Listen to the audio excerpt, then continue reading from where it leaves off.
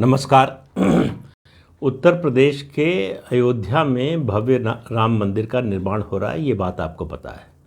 अब बीजेपी कर्नाटक के रामनगर जिले में भव्य राम मंदिर के निर्माण की तैयारी कर रही है।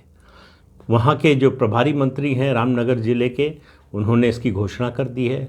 ये उम्मीद की जा रही है कि जो मुख्यमंत्री हैं कर्नाटक के एस आर बोम्मई, वो अपने बजट भाषण में फरवरी में जो बजट पेश करेंगे, उस बजट भाषण में वो इसकी घोषणा कर सकते हैं। इससे जाहिर है कि विपक्ष को परेशानी है, ख़ास तौर से कुमारस्वामी यानी देवगौड़ा परिवार को। अब सवाल ये है कि देवगौड़ा परिवार को परेशानी क्यों है?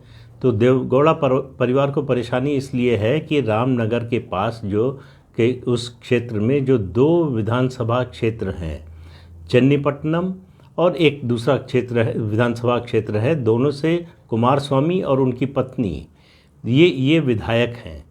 तो ये इलाका रामनगर, मंड्या और हासन, ये इलाके जो हैं ये वोकालिगा प्रभावित इलाके हैं।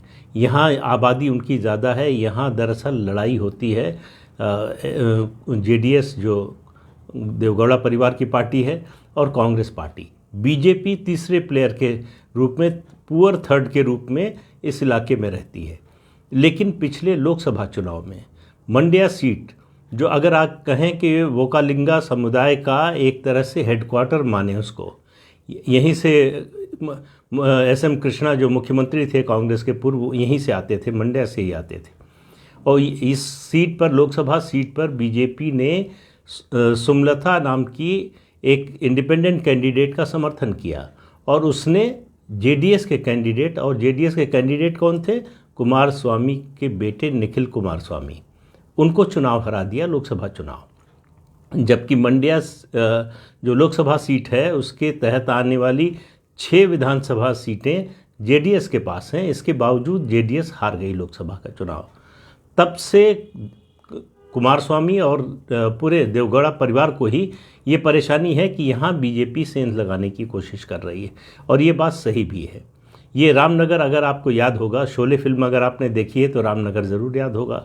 ये वही रामनगर है। बेंगलोर मैसूर हाईवे जो है, एक्सप्रेस वे जो है, उससे बेंगलोर से 50 किलोमीटर की दूरी पर पहाड़ी है। इस पहाड़ी पर एक मंदिर है, राम मंदिर है, रामदेवरा बेट्टा कहा जाता है। उसी की जगह पर एक भव्य राम मंदिर बनाने की तैयारी है। अब कुमारस्वामी को लग रहा है कि अगर राम मंदिर का विरोध करेंगे तो मुश्किल हो जाएगी, तो राम मंदिर का विरोध कैसे करें? तो विरोध के लिए उन्होंने चुना क्या है कि इस बात को, बीजेपी इसकी घोषणा कर चुकी है कि इस मंदिर का शिलान्यास उत्तर प्रदेश के मुख्यमंत्री योगी आदित्यनाथ करेंगे। तो कुमारस्वामी ने इस पर ऐतराज़ किया है कि उनसे न कराया जाए। इसका जो है शिलान्यास जो है वोकालिंगा और लिंगायत समुदाय के जो 2 प्रमुख मठ हैं, उनके जो प्रमुख स्वामी हैं, उनसे कराया जाए। और मुझे लगता है कि इसमें ज़्यादा कोई दिक्कत होगी नहीं। हमको लगता है कि सबको आमंत्रित कर लेगी बीजेपी अगर शिलान्यास का जब भी समय आएगा। तो ये राम मंदिर। और दूसरा कारण ये है कि कुमारस्वामी को जो लग रहा है और जो सही लग रहा है कि बीजेपी वोट की खातिर ये इसकी घोषणा चुनाव से पहले कर रही। वो कह रहे हैं कि अगर आपको बनाना ही था राम मंदिर तो 2 साल से सरकार है आपकी, तब क्यों नहीं बनाया? अब चुनाव से ठीक पहले इसकी घोषणा क्यों कर रहे हैं? तो जाहिर है कि इसमें इस बात में कोई दो राय नहीं है कि इसका लक्ष्य चुनाव और वोट भी है। लेकिन इसके बावजूद इस तरह के निर्माण की जो स्थितियां हैं या वातावरण कहें जो है, जो आज से 8 साल पहले, 10 साल पहले था, वो अब नहीं रहा है। अब इस तरह के मंदिर का निर्माण या कोई किसी सांस्कृतिक कार्यक्रम, किसी सांस्कृतिक स्थल का पुनर्निर्माण, ये इस सब के लिए एक वातावरण बना हुआ है। इसलिए विपक्ष के लिए इसका विरोध करना बड़ा मुश्किल हो रहा है। और आज ही जब मैं आपसे बात कर रहा हूँ तब हो सकता है पहुँच चुके हों केंद्रीय गृह मंत्री अमित शाह मंड्या में। वहाँ एक डेयरी का उद्घाटन कर रहे हैं। इसके अलावा और कई परियोजनाओं का शिलान्यास करेंगे, पार्टी के लोगों से मिलेंगे। तो बीजेपी का फोकस इस समय वोकालिगा जो बहुल क्षेत्र है उस पर है। लिंगायत जो दो समाज हैं कर्नाटक में जिनका प्रभाव, राजनीतिक प्रभाव, सामाजिक प्रभाव और धार्मिक प्रभाव भी खासतौर से लिंगायत समुदाय का ज़्यादा है, लिंगायत समुदाय और वोकालिगा समुदाय पर जो है ज़्यादा बड़ी पकड़ है देवगौड़ा परिवार की।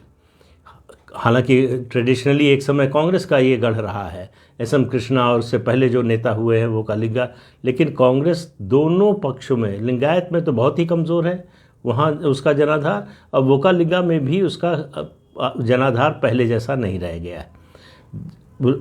जेडीएस को लग रहा है कि हमारा सबसे बड़ा जो क्षेत्र है जो हमारे प्रभाव का, अगर उसमें सेंध लगा ली बीजेपी ने तो बड़ी मुश्किल हो जाएगी। बीजेपी को ये लग रहा है कि अगर वोकालिगा समुदाय का जो उनकी प्रभाव वाला इलाका है उसमें घुसपैठ बड़ी अगर कर ली तो हमारी जो निर्भरता है बहुत ज़्यादा लिंगायत समुदाय पर, वो थोड़ी कम हो जाएगी, उनकी बार्गेनिंग पावर थोड़ी कम हो जाएगी।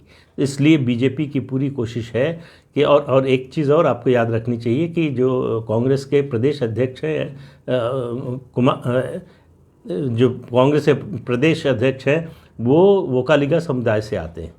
तो इसलिए जो है, इसलिए कांग्रेस और जेडीएस इनका झगड़ा जो है इस समाज के पर प्रभुत्व को लेकर चलता रहता है। बीजेपी उसमें से अपना रास्ता बनाने की कोशिश कर रही है। तो कितनी कामयाब होगी? चुनाव से पहले ये जो तैयारियां हो रही हैं या उससे पहले जो कुछ हो रहा था उसको देखते हुए कितनी कामयाब होगी? आज एक अमित शाह के जाने का मतलब है, कर्नाटक बीजेपी में ये कहा जा रहा है कि कर्नाटक विधानसभा चुनाव की रणभेरी बजा दी है अमित शाह ने इस यात्रा से। वो एक पब्लिक मीटिंग को भी एड्रेस करेंगे, पार्टी के कार्यकर्ताओं से भी मिलेंगे, फिर बेंगलुरु में भी बैठक होने वाली है कल सुबह पार्टी के नेताओं कार्यकर्ताओं की। तो बीजेपी कर्नाटक में चुनाव मोड में पूरी तरह से आ चुकी है। लेकिन राम मंदिर का मुद्दा कितना बड़ा बनेगा ये आने वाला समय बताएगा।